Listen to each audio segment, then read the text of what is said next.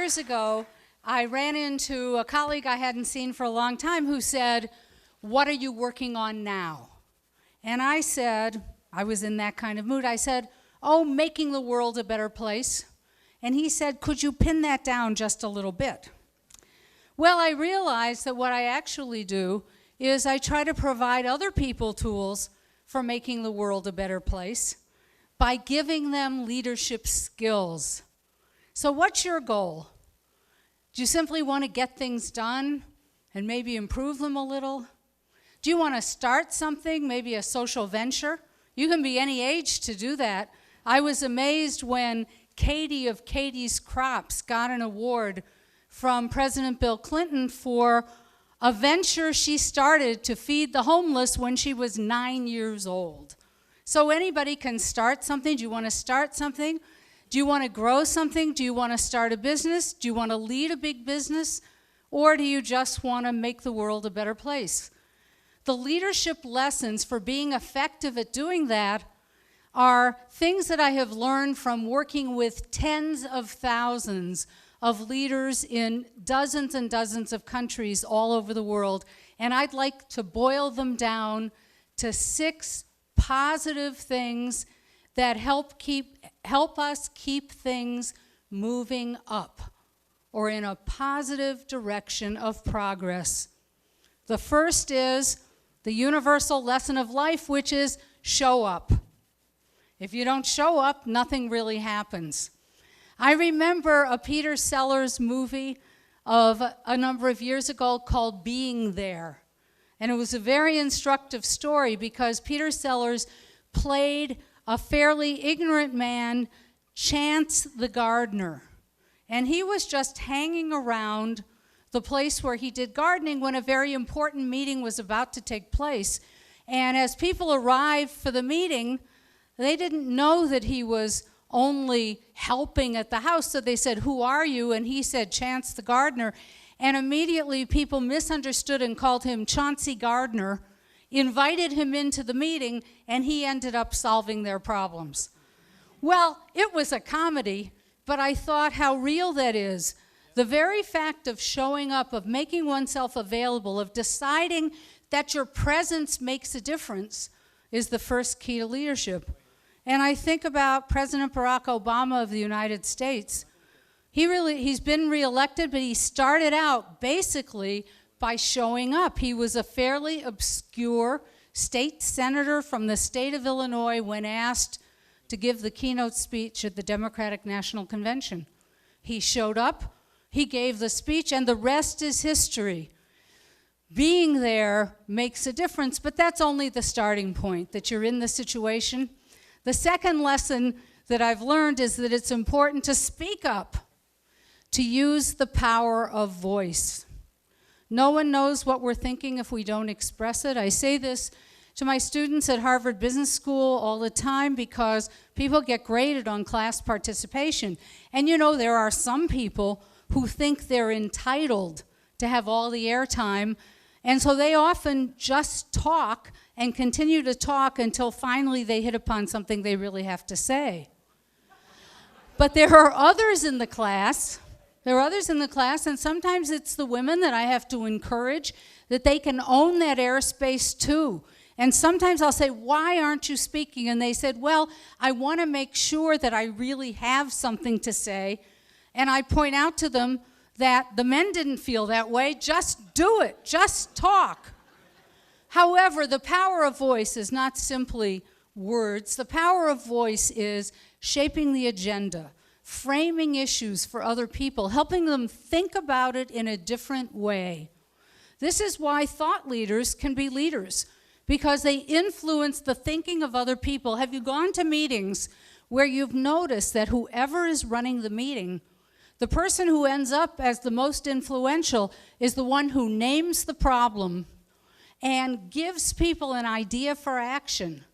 And that gets things moving, that gets things started. I think about a Brazilian I know, whom I think the world of. He's a journalist. And yet, as a journalist, he has managed through his columns, but also through suggesting to other people actions that they could take. He has managed to transform an entire neighborhood in Brazil into what he calls the learning neighborhood, where kids now not only learn in school, the entire neighborhood is mobilized to help them learn. And that learning neighborhood has helped make this section of São Paulo considered an upscale section. I just saw it in an airline magazine, so it must be true. But my journalist friend did this entirely through encouraging many separate people. He didn't have power. He was just a writer. He is just a writer. What he did was encourage many different people through the power of his voice. Why don't you do this? Why don't you do that? We have a problem. Let's fix education. The power of voice is big. And I'm thinking about another journalist I know using the power of voice in a very powerful way. It's Ellen Goodman, whom many people know in the United States in particular as a former syndicated columnist who went through some things with her own family and decided that it's time to have end-of-life conversations. And as an individual, using her power of voice, she has created something called the Conversation Project, which now has, as a media partner, ABC, and they are spreading the idea that one should just talk about preferences for end of life so that people can have a humane ending of the kind they want. But it's entirely the power of voice. So speaking up is the second attribute of leadership. The third is to look up.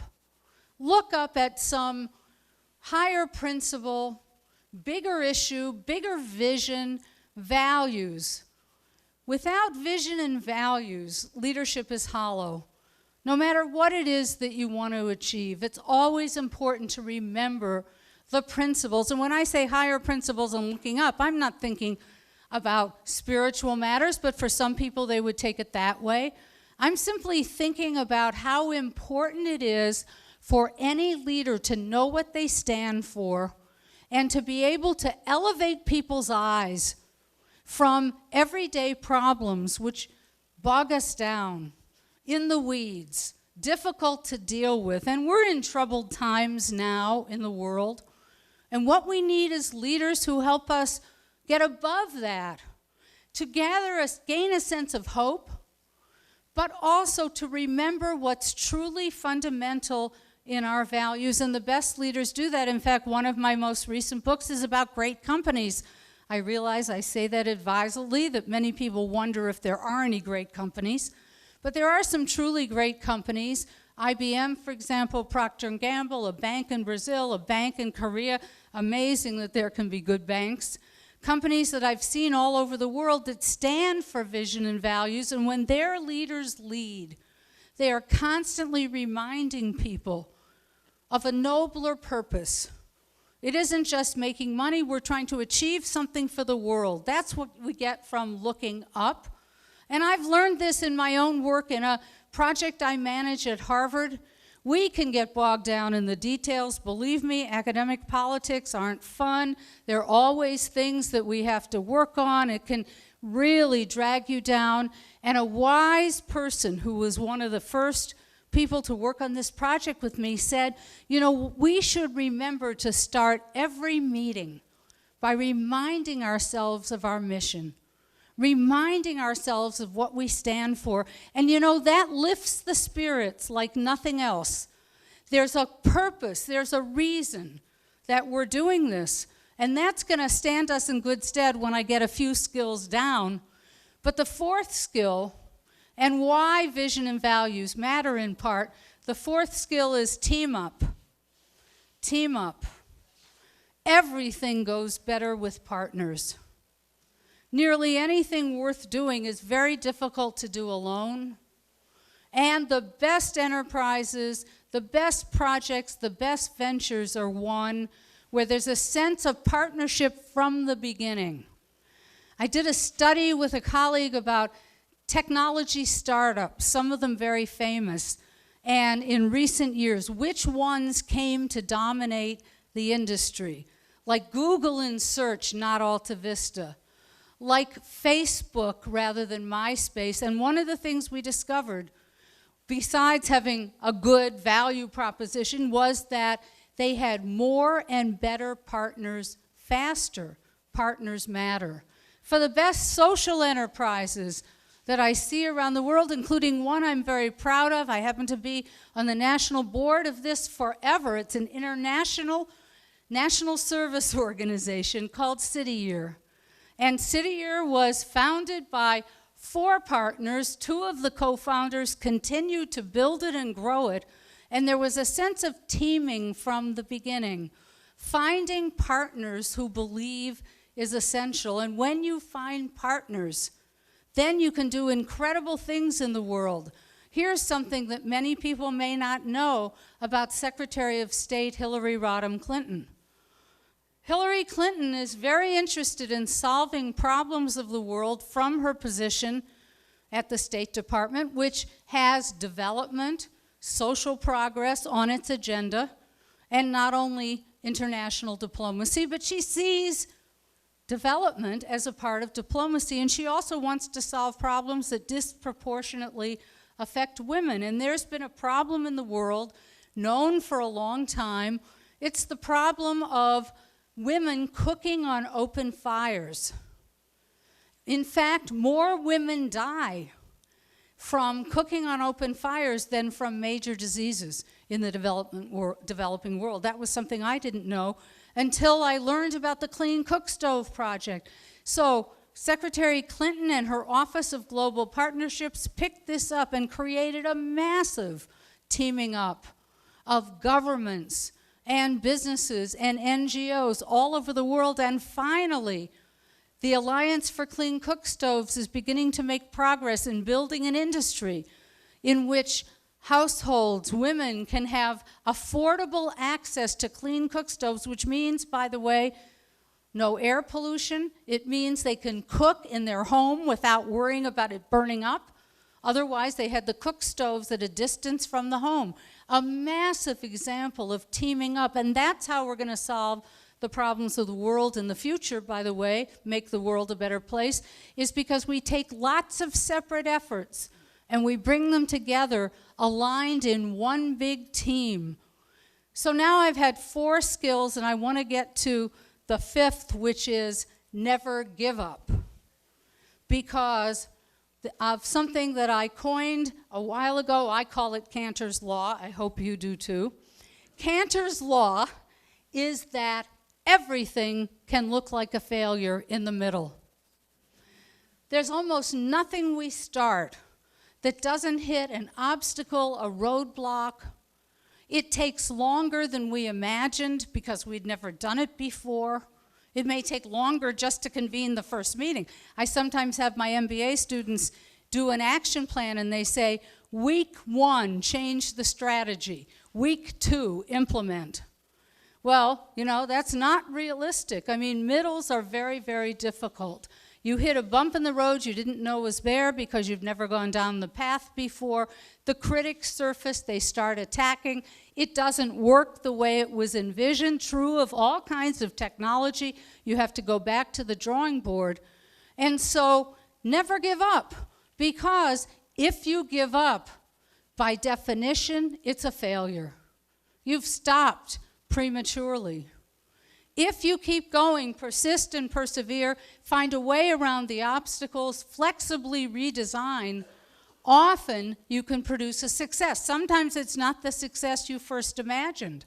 A lot of technology turns out to be applied in ways that we had never thought of in the beginning. But that ability to hang in there and not give up is a hallmark of leaders. I mean, I think about a friend and colleague in my own area, Dr. Donald Berwick, who was recently the chief administrator for Medicare, the biggest health program in the United States.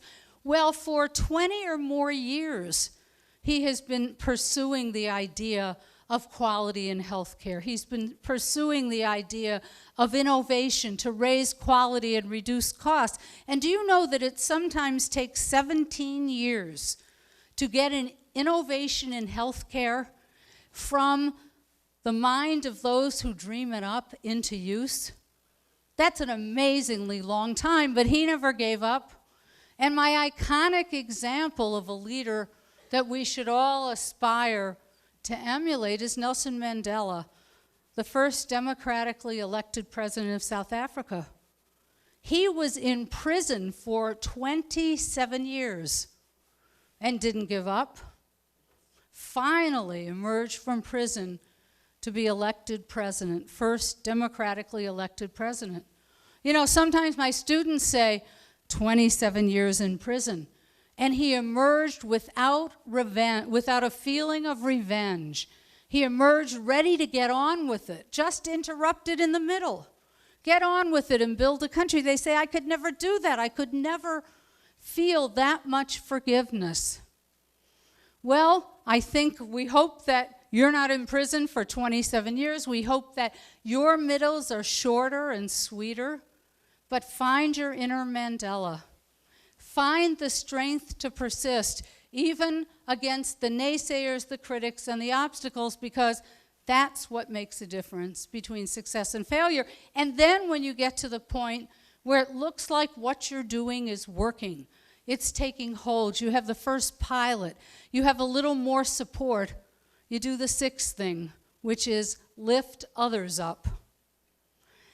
Share success, the credit, the recognition, the idea of giving back once you have a success, because that's what creates an environment in which you can do it again, you can do it the next time, you build support rather than lose support. You must feel positively about the achievement, but make sure other people feel elevated by what you do as well. So that quickly are 6 secrets of success. If you want things to continue to be up, then show up. Speak up. Look up. Team up.